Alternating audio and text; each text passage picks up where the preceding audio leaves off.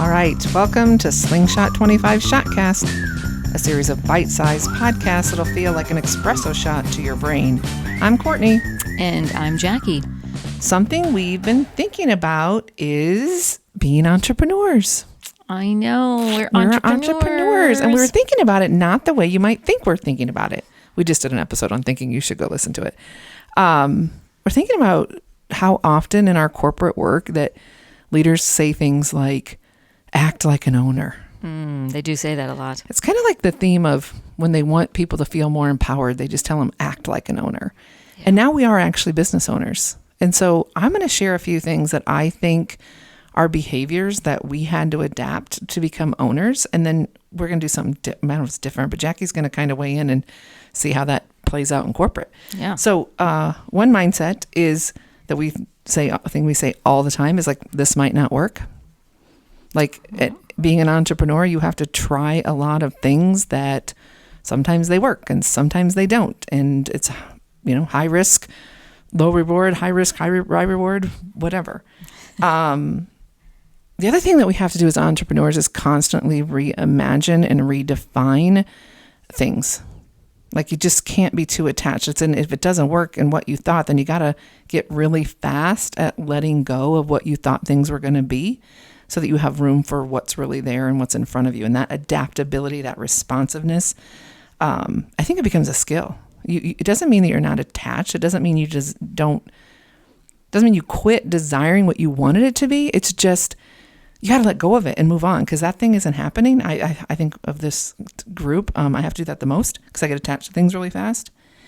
And the other thing I think that being a part of an entrepreneur is the mindset that, like, if it's not working or it's not done, it's not over. So you just keep at it. Like there's just a resilience in being an entrepreneur that you got to keep coming back and keep rethinking and keep putting it in, because you're not done. This is it, right? So you just have to keep at it. Yeah. So I'll stop there. There's probably more. Oh, I'm sure there's. Yeah, I'm sure there's many, but I love that list, and because as your business partner here, I experience all of those as well, and all of us here at Slingshot 25, those whose voices you don't hear on this Shotcast as well, we all came out of corporate and we came into this role, and it was a huge adjustment. I'm happy to be on the other side of that adjustment now.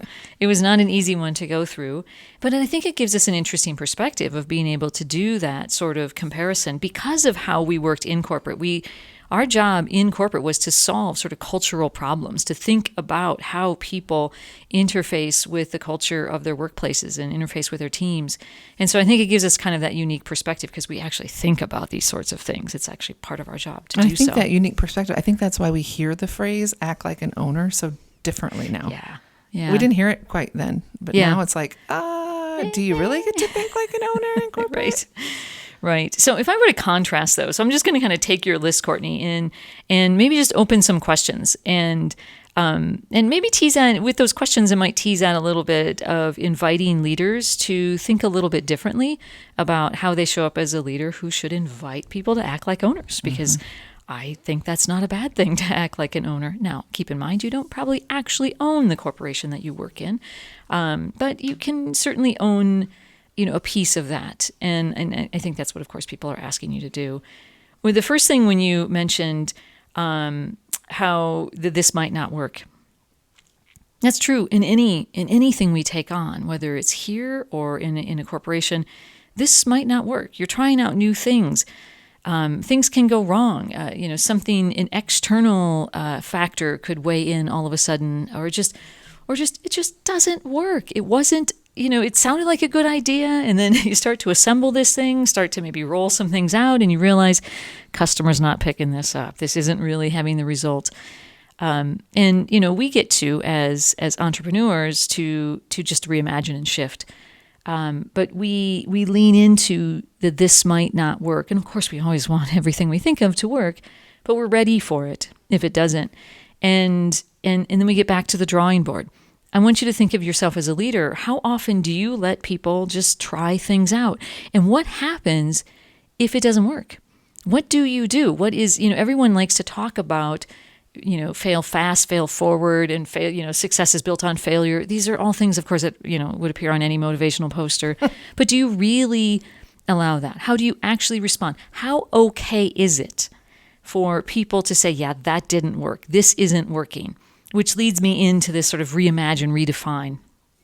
How many of us are in corporations are allowed to just take something that we're working with and then just reimagine, redefine that work without layers and layers and layers and layers and layers and layers of approvals to change things? Now, I think we should be clear that we do understand that when you're working in large organizations, not everyone can just mill around and, kind of experiment and just do things that they feel like doing all day long. We do get that. But that's not what we're talking about here. We're talking about so many layers of control and so much of a feeling of you don't get to reimagine. You don't get to redefine your work or try something new or apply things in new and interesting ways. Just an add, it feels like that because the leader has all the answers. They've done it before. They share too much of their experience. They are too attached to how it should be. And so people don't feel like they really get a say.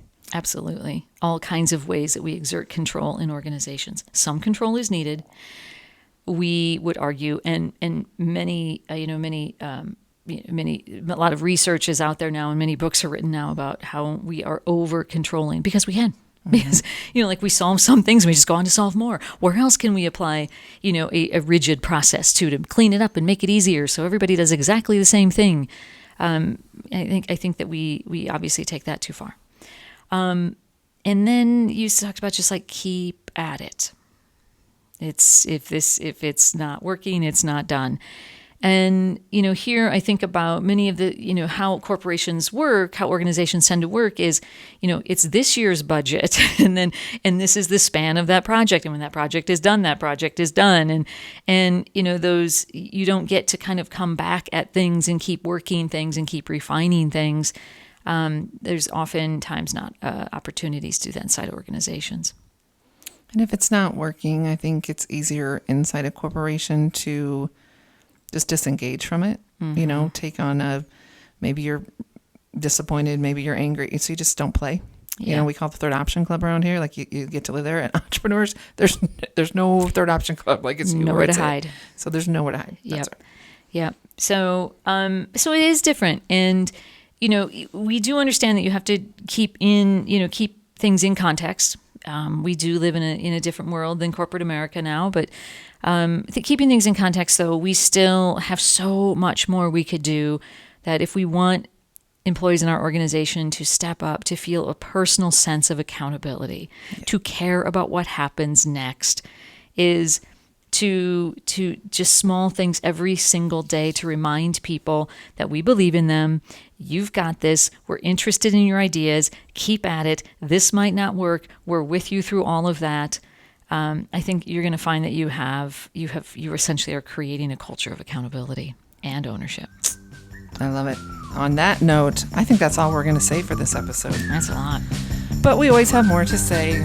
If you want more, drop us a line at slingshot25.com. Until next time.